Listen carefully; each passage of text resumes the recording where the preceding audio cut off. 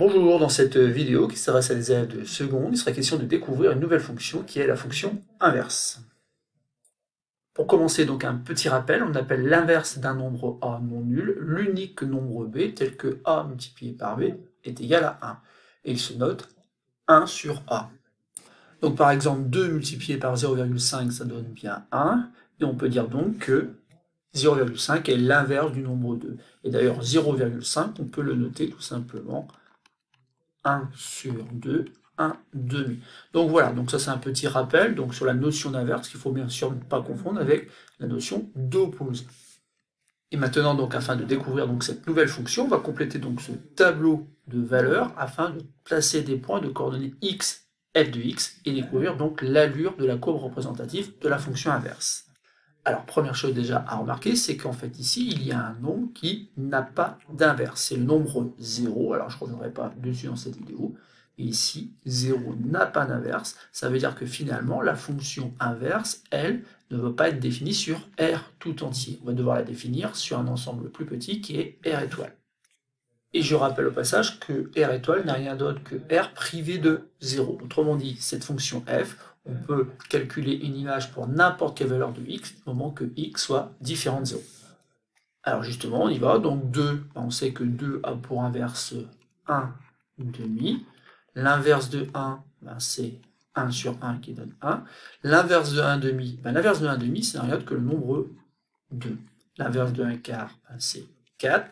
Et ensuite, on a donc des inverses à calculer, des inverses de nombres négatifs. Donc l'inverse de moins 2 est par définition 1 sur moins 2, mais que je peux réécrire comme étant tout simplement moins 1 demi. Je rappelle qu'en fait, ces deux écritures-là correspondent à la même quantité, au même nombre. Donc en fait, ici, j'ai moins 1 demi. Bon, ici, vous l'avez deviné, on aura aussi donc moins 1 sur 1, donc moins 1. Ici, comme moins 1 demi était l'inverse de moins 2, moins 1 demi a pour inverse moins 2. Et forcément ici, vous l'avez deviné, donc on aura moins 4. Donc 2 a pour image donc 1 demi. Donc ici, avec le quadrillage que l'on a, donc on peut placer une petite croix ici. 1 a pour image 1 là, donc là c'est plus facile. On a trouvé que 1 demi, que je peux situer ici, a pour image 2, donc voilà.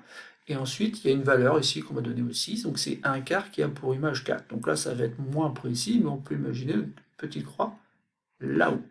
D'ailleurs, ici, c'est pas marqué, mais on pourrait d'ailleurs rajouter peut-être une case ici, en disant, voilà, puisque 1 quart a pour image 4, ou plutôt parce que 1 quart a pour inverse 4, et de la même façon, 4 a pour inverse 1 quart.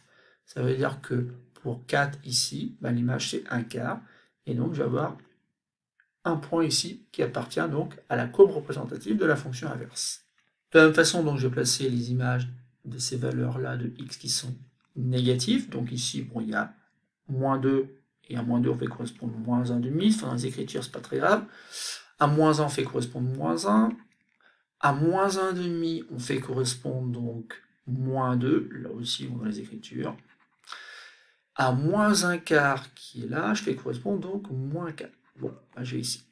Et si vous avez bien compris ce qui se passe, en fait, donc à moins 4, on pourrait donc aussi faire correspondre donc moins 1 quart, donc moins 4, moins 1 quart, donc j'aurai une petite croix là.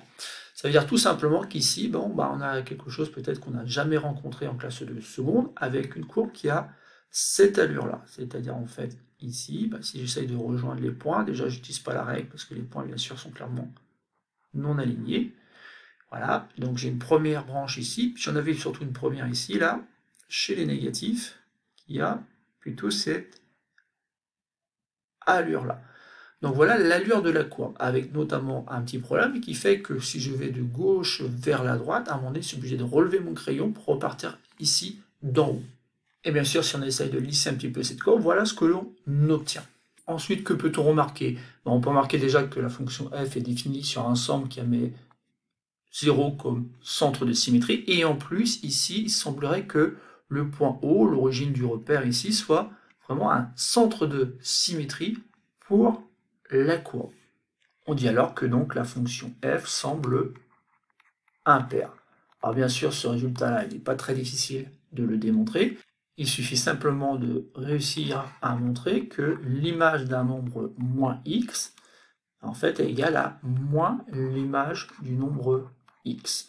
Donc, vu la définition de cette fonction inverse, cela donne donc 1 sur moins x, sauf que ce qu'on connaît sur l'écriture fractionnaire nous dit que tout simplement on peut mettre le moins devant et écrire donc moins 1 sur x. Et moins 1 sur x, ça ne donne que moins f de x. Donc ici, c'est pas semble impair, c'est la fonction f est impair. Et enfin, la dernière observation qu'on peut faire, c'est sur le sens de variation de la fonction f. Alors, la fonction f semble être décroissante de moins l'infini à 0 exclu, et à nouveau décroissante de 0 exclu à plus infini. Passons maintenant donc à la partie cours.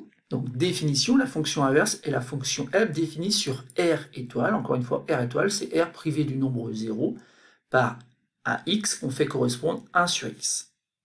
Ensuite, dans un repère orthogonal d'origine O, la courbe d'équation y égale 1 sur x, qui est l'ensemble des points de coordonnées x 1 sur x. Bien sûr, pour x appartenant à R étoile, admet O comme centre de symétrie. On dit que la fonction est impair. Et ce résultat-là, on vient de le démontrer. Par contre, le résultat qui vient après, on va observer un petit peu ce qui se passe sur la courbe représentative de la fonction inverse, qui est ici en vert. Pour tout réel a et b non nul et de même signe, là j'en ai choisi deux de même signe, puisqu'ils sont tous les deux positifs, et bien a inférieur strictement à b, et bien ça équivaut à dire que 1 sur A, attention, ne sera pas plus petit que 1 sur B, parce que quand vous regardez la valeur de 1 sur A ici, c'est bien plus grand que 1 sur B. Autrement dit, ici, 1 sur A est plus grand que 1 sur B. Donc ce résultat-là sera démontré dans une autre vidéo à travers un exercice. Mais ce qu'il faut voir en fait à travers ce résultat-là, c'est tout simplement le fait que la fonction inverse est décroissante, strictement décroissante sur les valeurs strictement positives, elle est aussi sur les valeurs strictement négatives. Et cette propriété qui donne donc le sens de variation de la fonction inverse, on peut la rentrer donc dans un tableau de variation. Attention, ce tableau-là a quelques particularités qu'on n'a pas rencontrées encore en classe de seconde, c'est qu'il y a une valeur interdite. En effet, la fonction inverse n'est pas définie pour toutes les valeurs réelles, donc il y a la valeur 0 là qu'on doit rentrer sur cette première ligne. Et ensuite, on indique dans un tableau de variation que la valeur est interdite en y ajoutant une double barre. Donc sous la valeur 0, mettez une double barre. Et pour le reste, rien de très compliqué. Pour dire que la fonction est décroissante sur les valeurs moins l'infini, allant de moins l'infini à 0 exclu, tout simplement une flèche tournée vers le bas. Et même chose ici pour les valeurs strictement positives. Donc encore une fois, donc la preuve de cette propriété est laissée en exercice. Maintenant, on va passer à un exemple où il s'agit tout simplement de comparer l'inverse du nombre pi avec l'inverse du nombre 3. Donc on sait que 3 est inférieur strictement à pi, or la fonction inverse est strictement décroissante sur les valeurs 0 exclu plus l'infini, donc l'image du nombre 3 par la fonction inverse qui est 1 tiers devient plus grande que l'image du nombre pi qui est tout simplement 1 sur pi. Donc voilà comment on peut utiliser la propriété précédente qui donne donc le sens de variation de la fonction inverse sur les valeurs strictement positives. On peut de même comparer moins 1 sur 5,6 avec moins 1 sur 6,5. En effet, moins 6,5 c'est inférieur strictement à moins 5,6. La fonction inverse est strictement décroissante sur moins l'infini 0 exclu. Donc l'inverse de moins 6,5, qui est en fait moins 1 sur 6,5, devient plus grand que moins 1 sur 5,6. Alors ici, bien sûr, l'idée, c'est de jouer avec la notion d'inverse en disant tout simplement que l'écriture 1 sur moins 5,6, ça correspond à moins 1 sur 5,6. Et dans cette dernière partie de cette vidéo, on va s'intéresser donc à l'équation 1 sur x égale k, où k est un réel non nul. Et donc ici, en vert, nous avons la courbe qui représente donc la fonction inverse, et on a aussi en rouge donc la droite d'équation y égale k, ce qui donne notamment pour k égale 0,5, c'est droite qui est représentée en rouge. Donc on voit ici par exemple qu'il n'y a qu'une seule solution, qui est en fait la solution x égale 2. C'est pas étonnant, puisque 1,5 ça donne bien 0,5. Après, l'idée, bien sûr, c'est de faire varier k. Bon, bah, par exemple, si je prends k égale 3, et ben, si k égale 3, donc ici, il n'y a qu'un seul nombre x qui fait qu'en fait, l'image de x est égale à 3, et ce nombre-là, vous l'avez deviné, bien sûr, c'est 1 tiers. Donc ici, en fait, on a la valeur 1 sur k. Et en fait, l'équation, donc, 1 sur x égale k, admet toujours une solution, ça consiste à prendre tout simplement l'inverse du nombre k, sauf si, bien sûr, k égale 0, auquel cas, la droite d'équation y égale 0, et forcément, elle ne coupe jamais donc la courbe représentative de la fonction inverse. Par contre, dès que k devient négatif, on nous trouve des valeurs solutions, on trouve une unique valeur solution qui n'est rien d'autre, encore une fois, que l'inverse du nombre k. On retient donc que si k est un réel non nul, l'équation 1 sur x égale k admet toujours une unique solution, et cette solution, c'est le nombre qui s'écrit 1 sur k, autrement dit, c'est l'inverse du nombre k. Et pour conclure cette vidéo, on va s'intéresser tout simplement à une équation 1 sur x inférieure ou égale à k. Et on va se rendre compte que finalement, il y a plusieurs possibilités. Ici, pour l'instant, k est positif.